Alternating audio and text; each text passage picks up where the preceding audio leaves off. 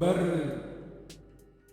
lama hin jiru tokkuma wantini maqaan hedduu ta'us sanuma dhukkubni halluu hedduu qaba garuu maddi halluu hundaa balaqqeessa aduu irraatii jalqaba. Kun adii, kun diimaa, kun gurraacha tahee akkasitti argama. Kaaniif magariisa, tokkoof cuquliisa, kan biraatiif keelloo, kaan ni iyyisiisa, kaan ni sirbisiisa fakkaatee yeedallu. Tokkoof daalachaa'ee kan biraaf magaala. Naaf galee otoo naaf hin galin wanti bitaa kana an hubachuuf yaada.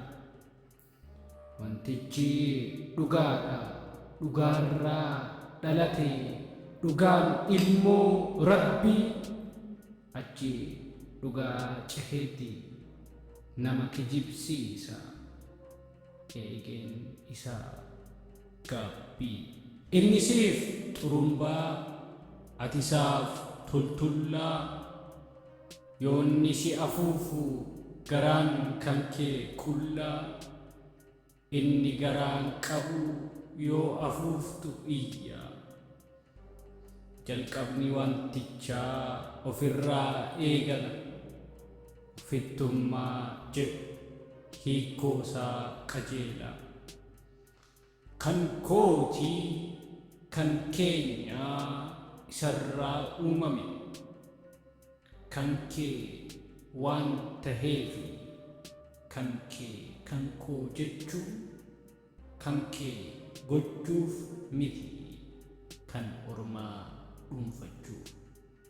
Yeroo waa faarfatan, yeroo waa barbaadan, yeroo waa hammatan, yeroo wal araadan,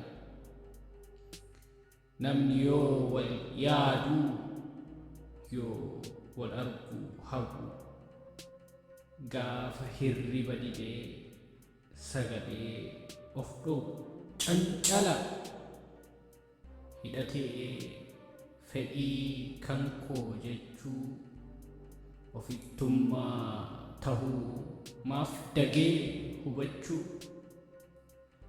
Haadholiin ilmoo koo, waahillan michuu koo, beekaan ogbarruu koo jennaan jechuun saanii.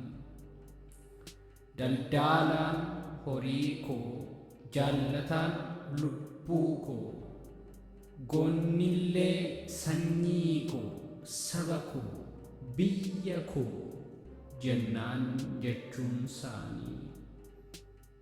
Koodha furtuun jechaa of jaalachuu saanii.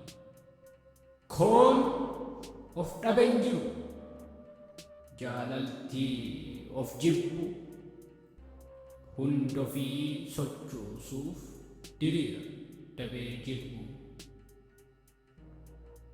Arjaanii waa kennatu kan harki diriiraa, firoomsaan alagaa, dhaggeeffataan firaa. Inni halkan guyyaa rakkataadhaaf yaadu, yoo nama haara baasu kan ofiif gammadu. Of anaaf koo kan koo siif jedheen siif godhe, ati waan taateef kan koo.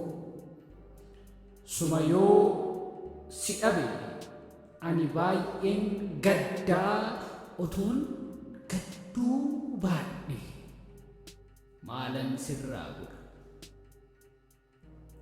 Of argachuuf of dhabuu, gammachuun kee koon dhabu. Of jaalannaan wal jaalanne, ofittummaa hammeessinee maaliif jaalala faarfanna?